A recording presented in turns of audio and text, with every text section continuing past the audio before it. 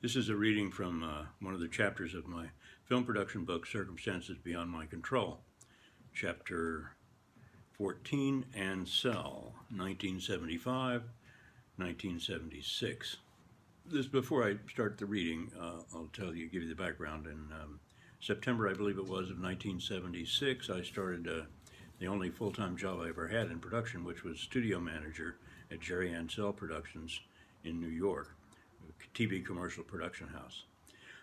Just for clarity, the Gary I refer to in the reading is Gary Young, who was a director at Ansel and who also was one of my best friends at the time.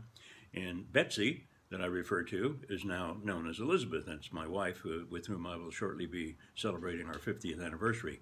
So this is from Circumstances Beyond My Control, the Ansel chapter, 1975-76. The week before starting my new job, I'd auditioned for a Rolex commercial, and my agent reached me on Tuesday with word that I had gotten the job. And I was shooting Thursday at a ranch on Staten Island. I'd alerted David Johnson, my boss, to this possibility, and he graciously allowed me time off for the shoot. The Rolex shoot was fun.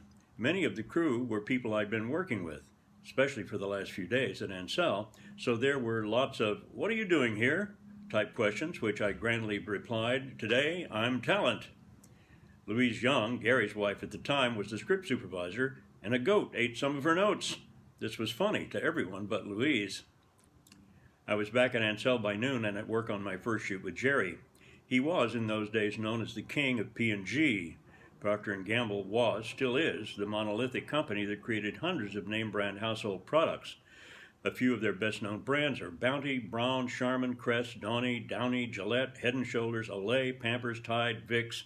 Well, you get the idea. The list goes on and on. Of course, Jerry didn't do just spots for P&G, but all sorts of what were known as slice-of-life commercials. Mom and the kids in the kitchen, family around the breakfast table, and so forth. During my tenure with his company, Jerry was, as a guess, in his early 50s and at the peak of his professional life. Stocky with gray hair, bearing a slight resemblance to Rod Steiger, he was a dynamo of energy, and if you couldn't keep up with him, you didn't last long in his employ. He was his own cameraman, knew exactly what he wanted in terms of the set, props, lighting, and how to achieve it quickly with a minimum of fuss.